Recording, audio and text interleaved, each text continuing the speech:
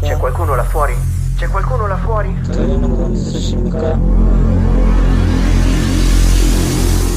Benvenuti al Christian Podcast.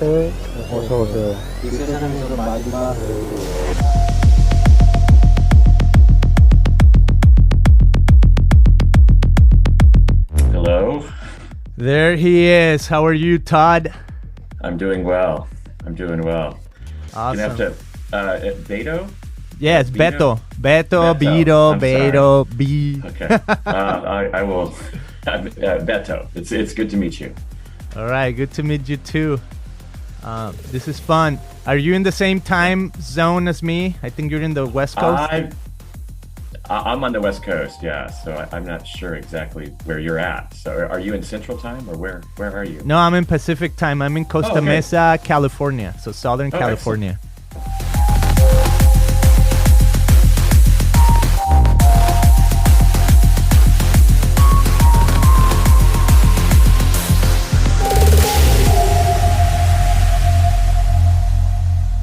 It's my first ever live episode, so we're live, man. So all mistakes and all are happening right on time. But I'm so excited to have this conversation with you. And I have the book right here in my hands. It's so good. I love that it's almost like nice and short and small. And I was almost gonna say, man, I feel like I can almost just roll it up and smoke it in. There was some talk about making the cover out of hemp. So wow. Yeah. So why did that not happen? I don't know. Maybe it was a cost thing. Once I send a Word file off to the publisher, it's kind of out of my hands at that point. So, all right. Yeah. Well, Todd, I just want to say, first of all, thank you for writing this. Thank you for being on the show. This is Christian Podcast. My name is Beto Gudiño. And I want to let our audience know a little bit of who you are, and I have it right here. It says, Todd Miles is professor of theology at Western Seminary in Portland, Oregon, where he teaches theology, church history, hermeneutics, and ethics. Now, this is so interesting. Prior to becoming a seminary professor, he was a nuclear engineer at Pacific Northwest Laboratory. Nuclear engineer. I mean, what? That's amazing, man. Yeah. That's so cool. And one more thing. Married with 6 children, Todd is a fan of all things Oregon State and enjoys running and reading, though rarely at the same time. Yeah, hopefully not. So. So good. Todd, these are some credentials right here. Nuclear engineer. How did you go from nuclear engineer to professor of theology? Well, I would love to say that I had a dream or a vision or something like that, some road to Antioch experience, but that just wasn't the case. I just found that what I was doing at the end of my workday, the ministry stuff, was more interesting and more fun and more fulfilling than what I was doing as an engineer. I don't hate engineering, but I love what I'm doing right now, for sure. So cool. So would you mind telling us a little bit of what are you doing right now? I mean, we read a little bit of that, but from your own words. Yeah. So, I teach at Western Seminary. I'm an elder at my church. I'm going to start my 19th year of teaching, which is strange because I still feel like the young guy. I have 3 kids at home. 3 are out. 1's married. 2 grandchildren, which is really just kind of the icing on the cake and the fun part. This is like my week off, my week in between. I just submitted summer term grades Friday, and next week we start with orientation for that. So yeah, I'm kind of in between right now. Wow, that's so good. And my kids are going back to school today, so I just came from dropping them off in school. They're all in elementary grades, so it's the first time ever that all my 3 kids are going to be in the same school at the same time, only for 1 year. So that's pretty fun too, just taking all the 3 there. But I mean, we're going to have a great conversation, and I want to ask you about why, this is cannabis and the Christian. Of course, I think, this is a subject that relates to anyone in the world, but why? I mean, is this a book that's not going to be for somebody that's not Christian? Is that your specific focus to say, I want to talk to Christian people? Well, it certainly is aimed at Christians. Now, a lot of what I have to say would apply to non-Christians in terms of risks and health benefits for certain components of the cannabis plant. So all of that applies, and I think that even if a person is not a believer or a follower of Christ, they still stand before the same God who created them, and so in that sense it applies. But what I'm mostly interested in is getting good information into the hands of people who want to follow Jesus, thinking about what the Bible has to say so that we can make good wisdom decisions. And I'm under no illusion that people who don't understand themselves to be Christians, who are not followers of Jesus, are going to be all that interested in honoring Jesus with their behavior and with their thoughts and habits and such. Mm-hmm. Wow, so good. And, when we talk about marijuana, I have like a list of 30 questions I would almost like to ask, but I'm going to try to focus on, personally, I feel like I've never been, my only experience with marijuana has been people who have used it and then committed a crime against me, in a sense. I have a little bit of a negative view of it. But I know there's a whole topic about, there's medical marijuana, there's CBD, and I think your book is really helpful in kind of like differentiating what it is not, the risk and stuff. So first of all, I would like to say I would like to ask this question. Why talk about marijuana? Like, you said in the book, like the churches is catching up to culture. Can you elaborate a little bit on what that means? Yeah. So here in the state of Oregon, we legalized medical marijuana some time ago, recreational marijuana a little more recently, but still we're one of the first states. Portland, Oregon, where I live, right across the river from the state of Washington, and Washington, Colorado were the first two states to legalize recreational marijuana. And I write about this in the book, but this is how the whole thing started for me, is that the day after recreational marijuana was legalized in the state of Washington, one of the people in our congregation came to us, the leaders of the church, and asked, hey, now that it's legal, can I just go across the river and smoke some pot? Would that be okay? And we realized that the typical answer that Christians had always leaned upon for why you should not smoke pot was no longer available for all practical purposes. We could no longer say, no, you can't. It's against the law. And so we had to start thinking like Christians about it. And in order to do that, we had to plumb the Bible for what it has to say. Of course, marijuana is not in the Bible, but the Bible has a lot to say about intoxication. It has a lot to say about discipleship and wisdom and honoring the Lord and taking every thought captive in obedience to Christ and things of that nature. And so I put some thoughts together on it and presented them at a pastor's conference here in the state of Oregon. And it was just supposed to be a breakout session, but by the time that I actually did the breakout session, it was basically a plenary session. It was just packed. And I realized then that what our church had experienced was very common. The churches just didn't really know how to think intentionally about marijuana use, either recreationally or medically. There's a stigma attached to it, but just saying, no, you can't do it because that's not what Christians are supposed to do would not be a sufficient answer. And so from that point on, I ended up getting invited all over the place to speak on it. And then the publishers at Broadman Holman thought this would be worth a book on. And so I think that the church has some catching up to do because it's definitely, it's either in your state now or it's coming to your state. It's just a matter of time. Yes, I think so. And even as you said in the book, what was smoked in the 1960s and 1970s is not what is being consumed today.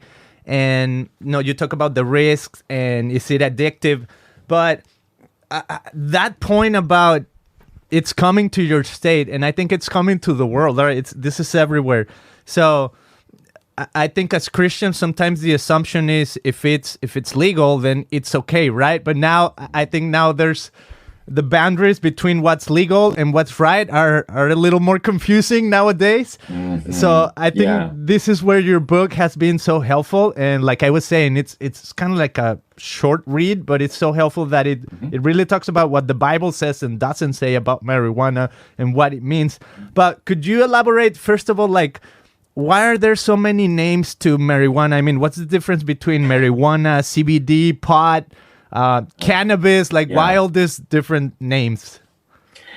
Yeah, well, so there's a couple different things. Just to answer your question, there, the Latin name for the plant, the scientific name for the plant is where our word cannabis comes from. There's a lot of slang names for for marijuana as well. Now CBD is a component of the cannabis plant, just like THC is, and the cannabis plant is a highly complex plant, lots of different components, some of which are psychoactive, some of which are not. But there's all sorts of slang names,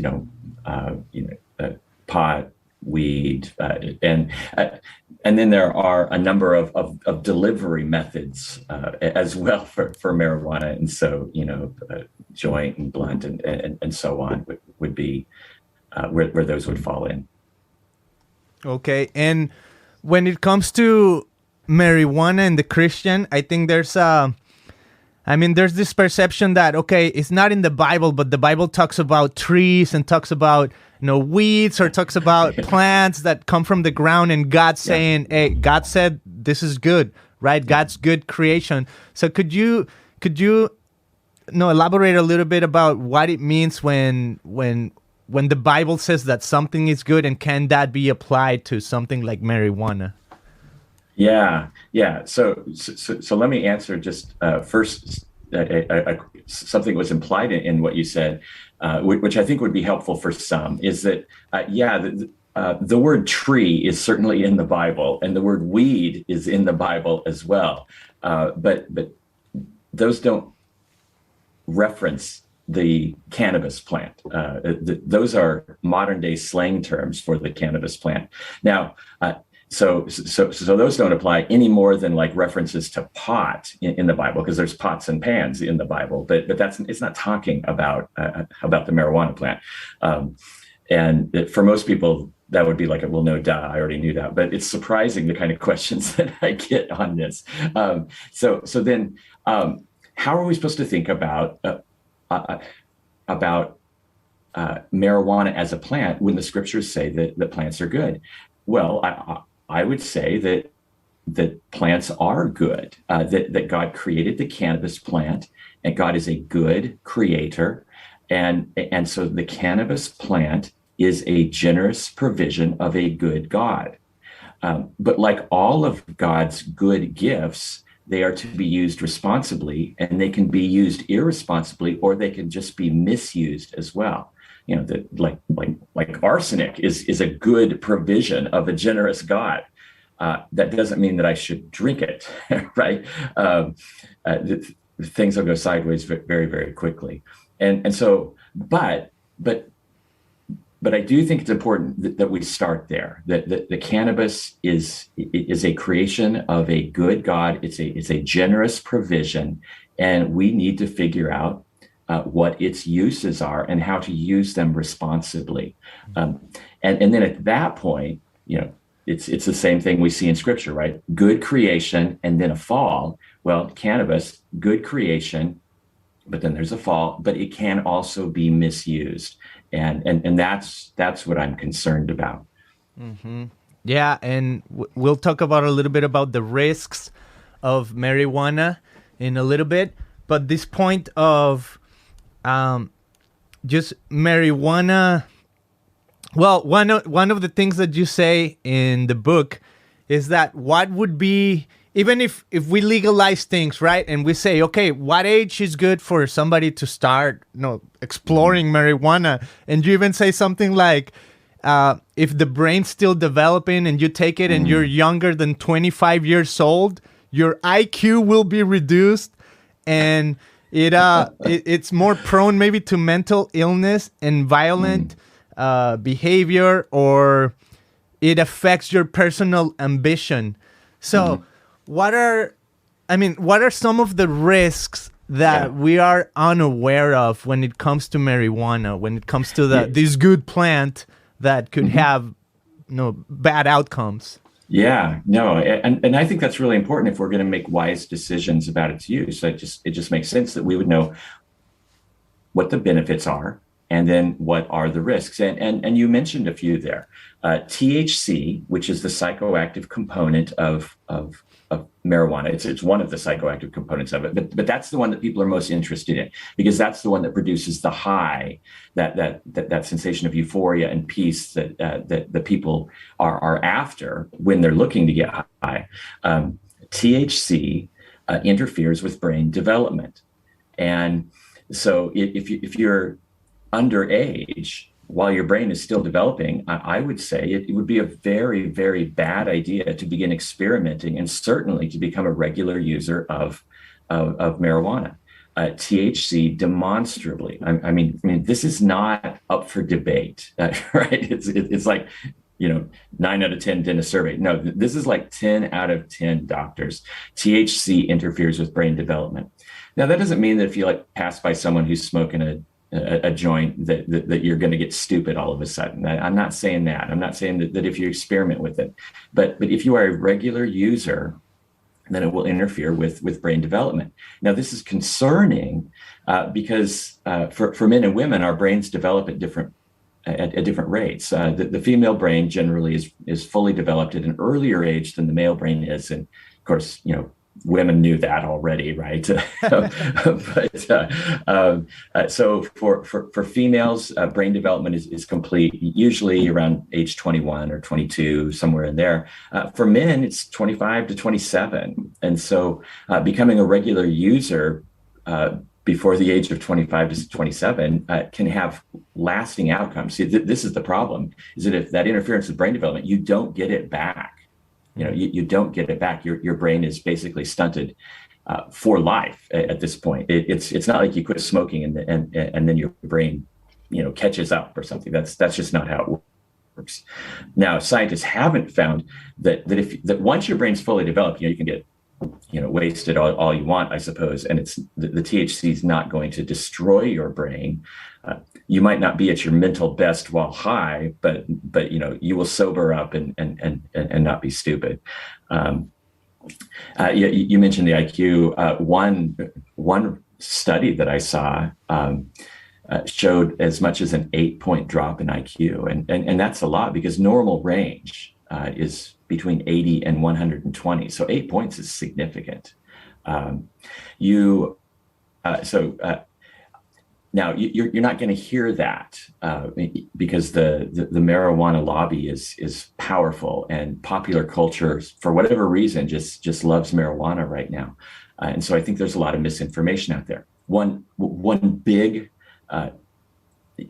part of the misinformation is this statement that marijuana is not addictive. Well, that's just patently false. It is addictive. Now, it's not as addictive as a lot of other things like nicotine or even alcohol, and certainly the harder psychoactive drugs. It's certainly not as addictive as opioids, but not as addictive doesn't mean not addictive. It is addictive, and adult regular users about 1 in 10 adult regular users will develop a clinical addiction to marijuana. A regular user would be someone who uses 3 to 4 times a week. If you're a teenage regular user, probably associated with this brain development, it's it's about 16 to 17% of teenage regular users will develop a clinical addiction where your brain is shaped, your behavior is such that you will risk harm to yourself and others in order to meet this need. And that's just not a good place to be. And of course, the Bible has a lot to say about addiction. And then one other one that you mentioned too, the links between marijuana use and psychosis and mental illness, the evidence for that is just growing and growing and growing. Especially if you have a genetic predisposition toward mental illness, you should stay away from cannabis. It's just not good. It will hasten the onset of mental illness to you if you have that genetic predisposition. And again, mental health experts know this. They know this. It's just hard to get the word out. Mm-hmm. It's so hard to get the word out, and I think it's part of this. What you're saying is the lobbyists, and right now there's a big push, and like you're saying, the culture is loving marijuana, that it's being legalized. But to me, it's surprising that it is legalized for recreational use and still appears on the federal system as a Schedule I drug. I mean, that to me, I don't understand how is that happening, right? Like, how can you have something that's called a drug, but you can at the same time legalize it for recreational use? And in your book, you say something that I think it's kind of interesting, that you showed up at this store and you asked, hey, is there any other purpose to buying marijuana other than getting high or something like that? And they look at you like, no, like, are you stupid? I mean, that's kind of like the point of recreational marijuana. But as we go into this topic of, legalized, not legalized, and recreational marijuana, I mean, if there's no other thing for recreational marijuana other than getting high, but then you have all this people saying, hey, but there are good purposes for it, right? And there's medical marijuana. Can you, give us a little bit of light on the difference between one and the other? Yeah. So just to go back to that story, I walked into one of the just many cannabis dispensaries here in Portland, Oregon, where I live. And, there's probably like a dozen within like 10 blocks. It feels like that's not that big an exaggeration. And just in doing some research, I went into, people were very kind, generous, and explained a lot of just, how everything works. That they were really happy to help. And I asked them, this is going to sound like a dumb question, but is there any reason to smoke pot recreationally other than to get high? She just laughed at me like, no, what a stupid question. Which brings us to the next part of what you had said there, that the people do smoke it for other reasons, maybe to curb anxiety, to self-medicate for whatever purpose. Maybe it's their ADHD or whatever. Well, at that point, we're getting into more medical uses. And so we're talking about medical marijuana. Now, is there a difference between recreational marijuana and medical marijuana? No, it's the exact same plant, right? You'll go to a cannabis dispensary and there will be 5 people in line. 4 of them will be there to buy it recreationally. 1 will have a medical marijuana card.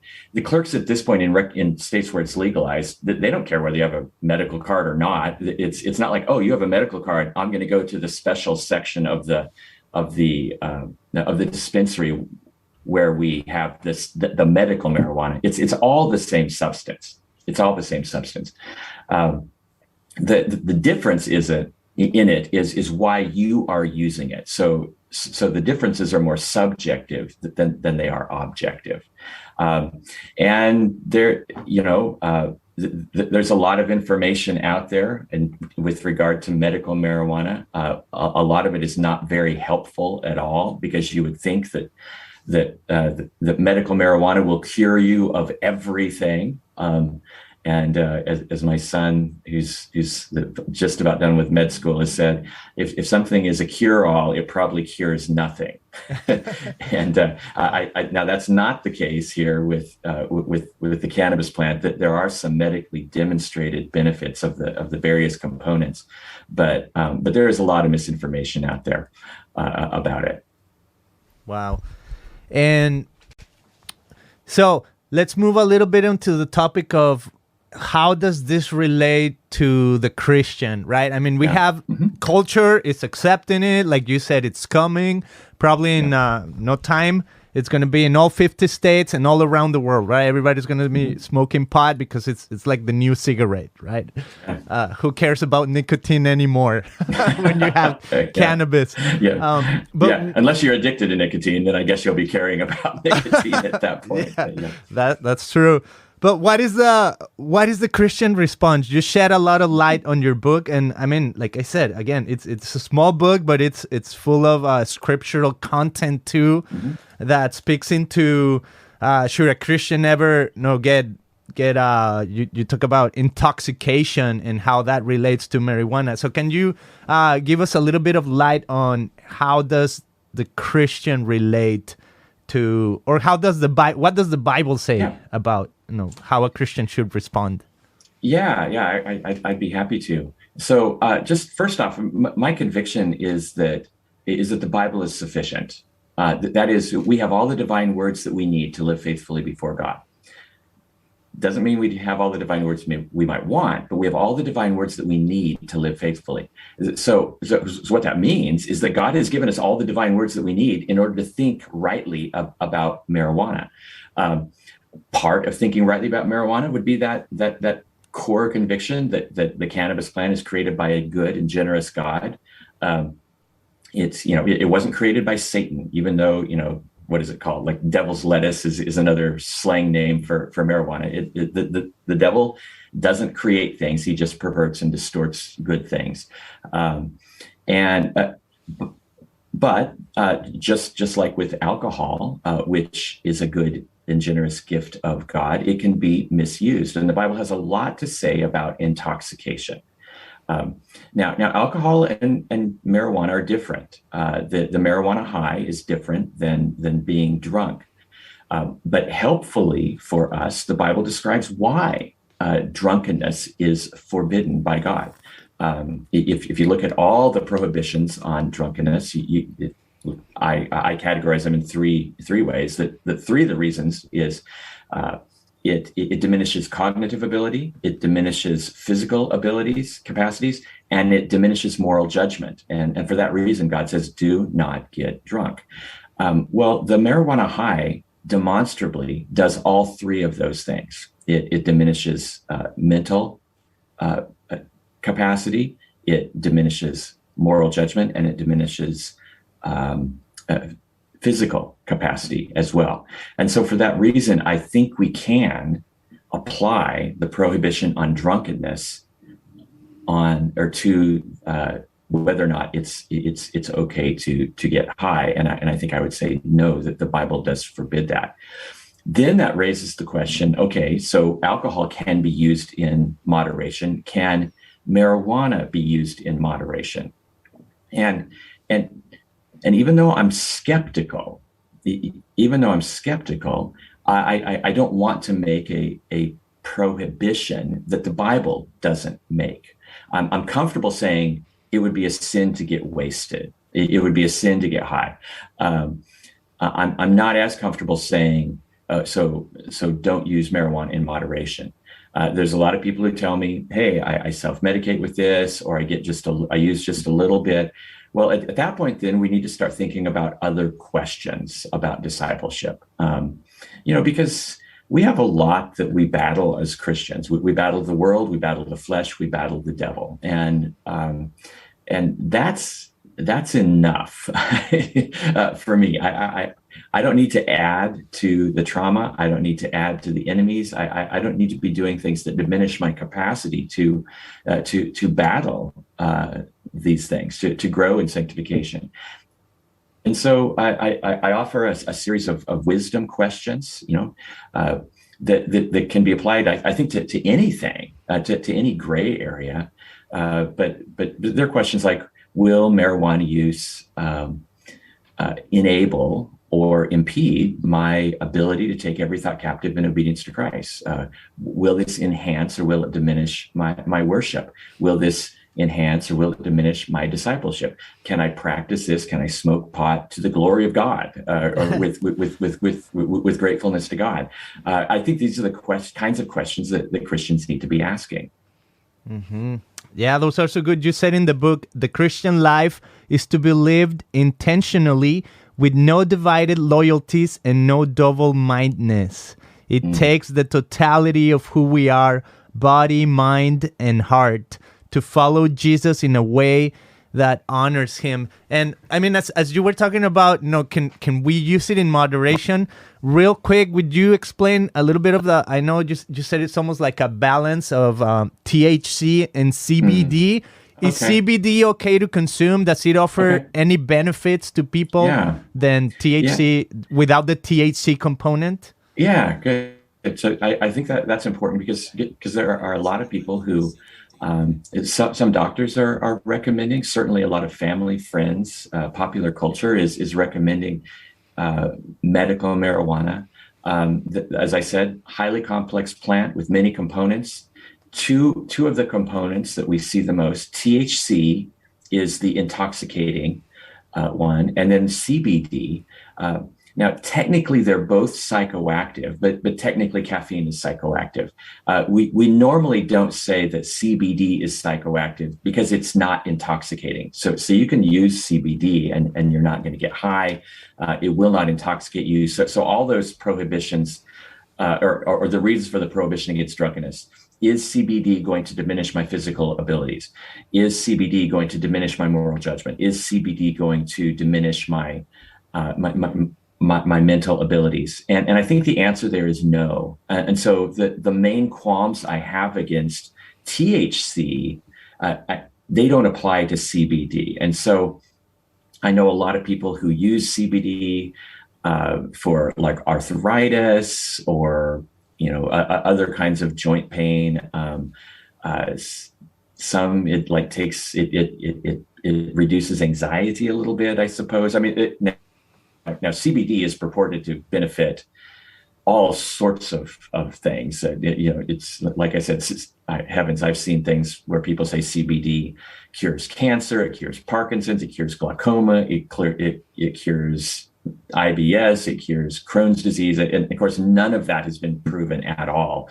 But it does. But CBD does have some certain clinical medical benefits for reduction of seizures. There's a very helpful drug that has been used to stop a very severe form of childhood epilepsy that comes from CBD. And so, hey, praise God for that. I'm grateful for that.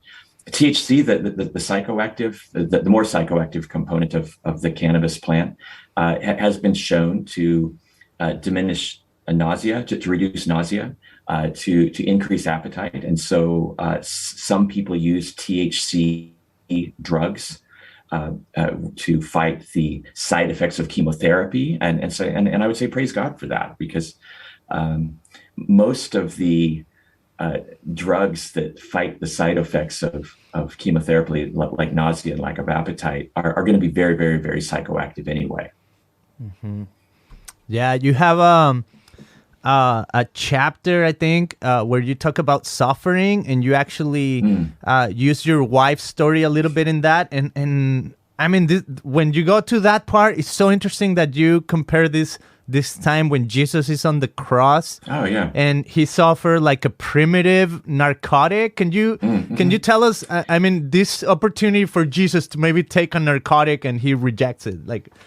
Yeah. And so it's interesting to me now that when Jesus is on the cross, there's these ladies who offer to him this wine that's mixed with myrrh, which appears to have been, I think this is the common scholarship now, appears to have been a kind of narcotic that would take the edge off the suffering. It was a mercy ministry of this of this group of ladies, apparently, and yet they offer it to Jesus and he refuses it. Now, I'm not saying that we should refuse all mind-altering drugs to eliminate suffering. I mean, heavens, if I were going in for surgery and I'm given the option of anesthesia or none, of course, I won't even be given that option. I have no moral issue with taking narcotics for medical purposes. But what I do want to do is I want to encourage Christians to take them responsibly. And then just as a data point, isn't it interesting that when Jesus goes to the cross, he refuses even this very primitive kind of narcotic. Now I'm not saying that means that no one should ever take one. What I'm saying is, isn't it interesting that he did? It has to be a data point for us to consider. Now, and I don't know why. Maybe he wanted to be totally clear-minded as he suffered and died for the sins of the world. Maybe that's why. Mm-hmm. But certainly Christians should at least be interested in that fact, that Jesus did refuse that. Yeah, it's so interesting. And well, I had an experience too when my oldest one, was maybe like in first or second grade in elementary school. He was on the monkey bars and he missed one. He fell and he broke his wrist. Right. So we took him to the hospital, and then there was pretty much the doctor said, okay, there's two ways we can do this. One is we snap the wrist back into place with no narcotics, nothing. We'll just do it. It's going to be painful. You're going to cry just seeing your son go through this. Right.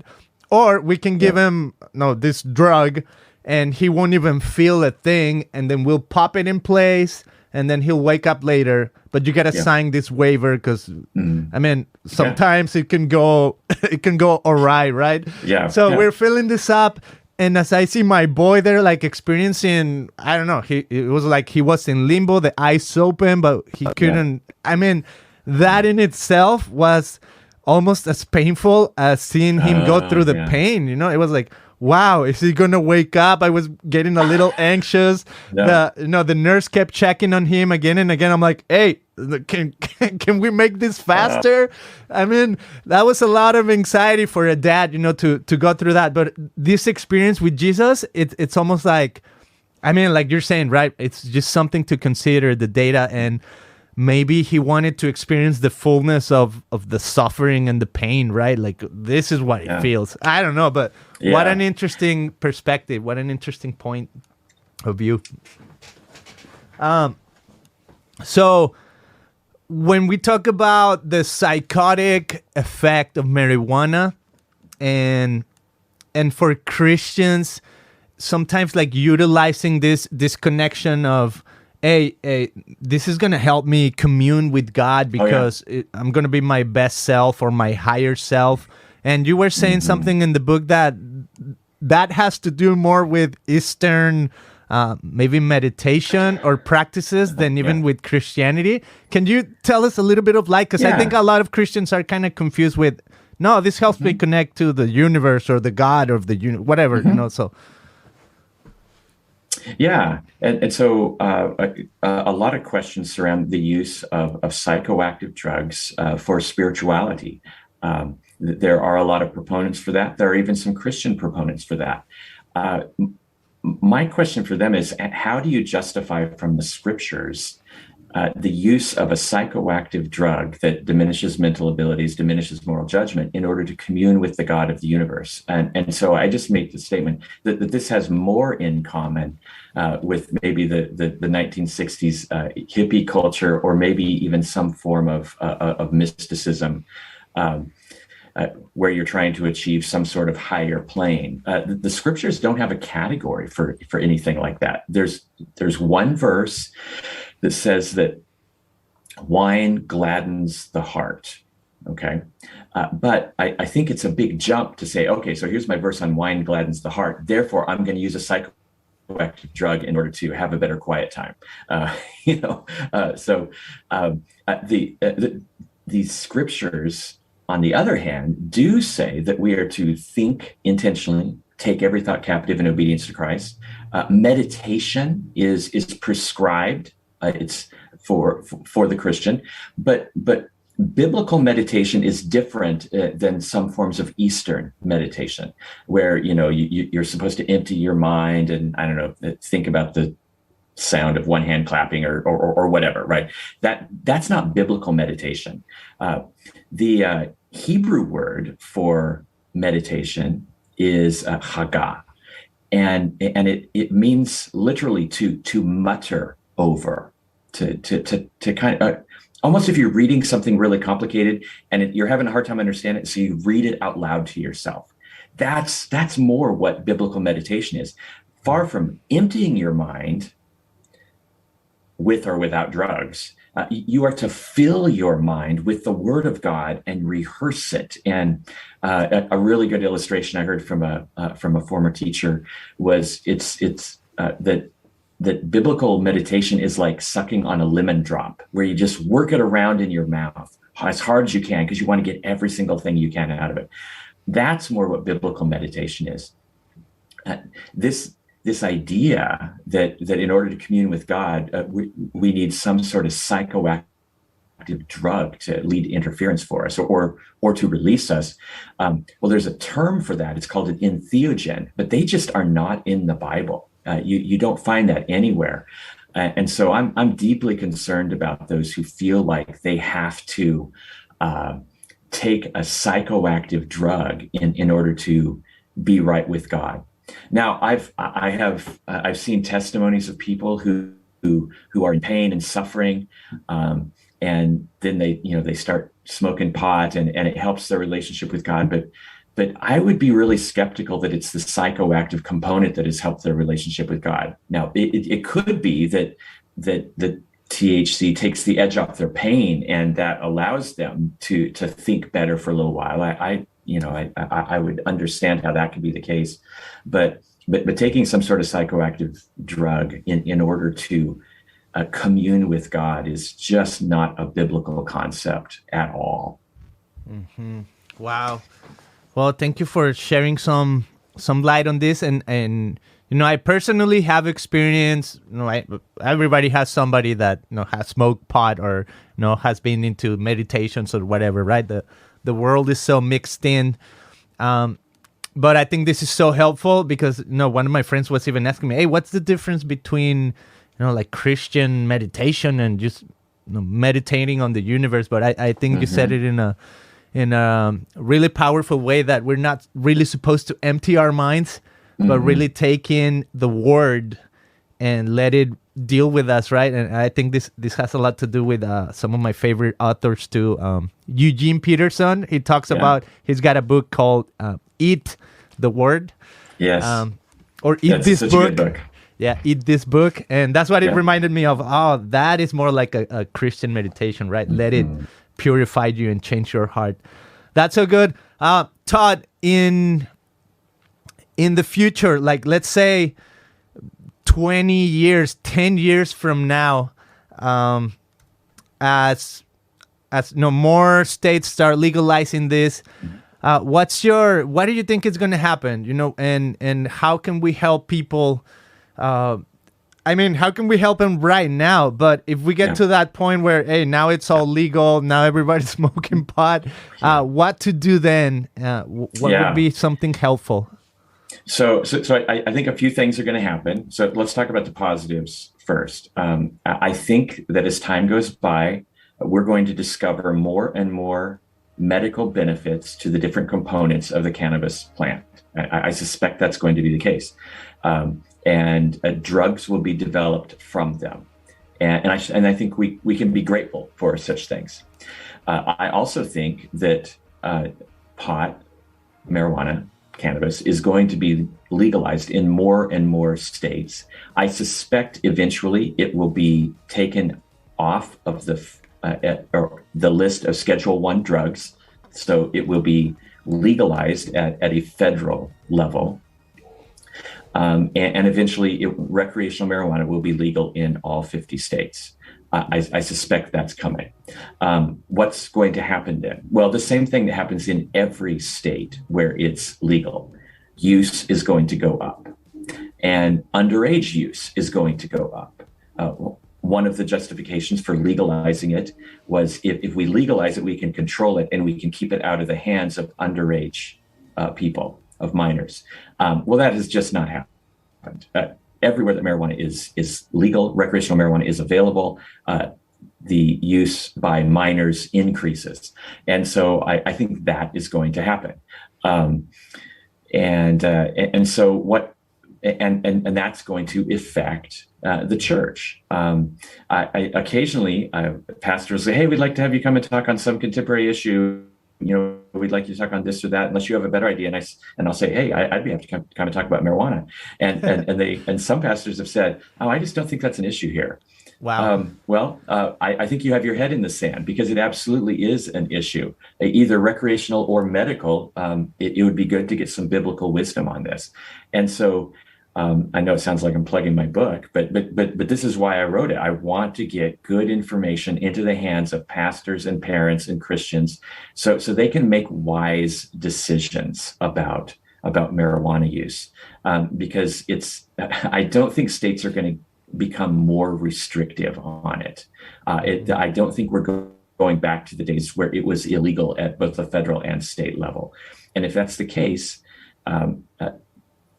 then we better start educating ourselves. We better get our biblical ducks in a row so that we can give good, godly counsel on it. Mm-hmm. Wow, that's so good. So Todd, where can people find you? Where can they find your work? Is this one, do you have any more books, or is this your first book? Just interested to know. It's actually my third. Nice. It's my second book is the one I'm most proud of, though. So I'll give it a plug. It's called Superheroes Can't Save You: Epic Examples of Historic Heresies. It's really a book about Jesus Christ, where I use superheroes as a foil to speak about bad ideas about the person of Christ. So it's really a Christology. I wrote it to get good Christology into the hands of people who wouldn't ordinarily pick up a book on Jesus Christ. And then I have a book called God of Many Understandings, a Christian Theology of Religions, where I just look at issues related to the exclusivity of Christ, inclusivism, pluralism, universalism, that sort of thing. That one's a little more academic. I teach at Western Seminary. I have a podcast called Food Trucks in Babylon, which I think is pretty good. And so you can listen to me and a colleague of mine, Ryan Lister, there. So. Love it. Yeah. Thank you for letting me know about that podcast. I'll check it out. And, I have christianpodcast.com, so I'll put it up there too. I'll plug it in. Thank you. Todd, this has been so helpful. Just lastly, did you say your website, or where can people go?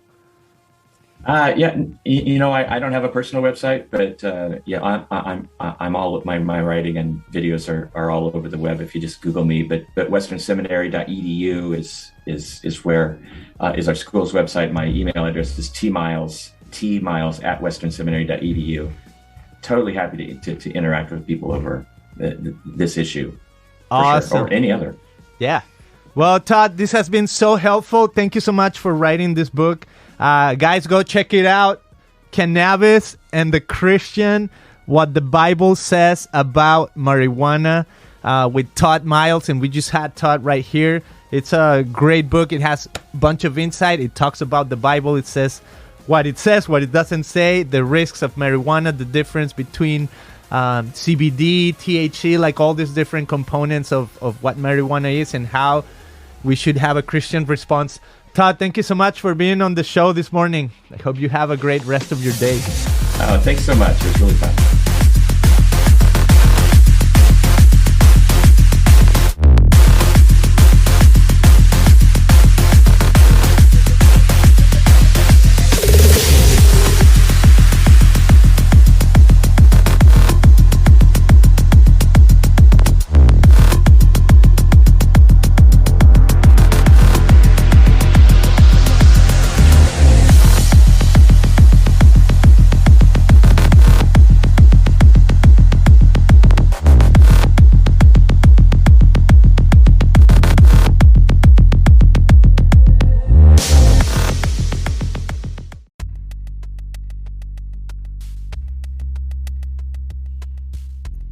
Thanks for listening to this episode of Christian Podcast. If you liked this episode, share it with friends and family. Make sure you subscribe and leave a positive review wherever you can. You can also visit christianpodcast.com to learn more about our show. Hasta la vista.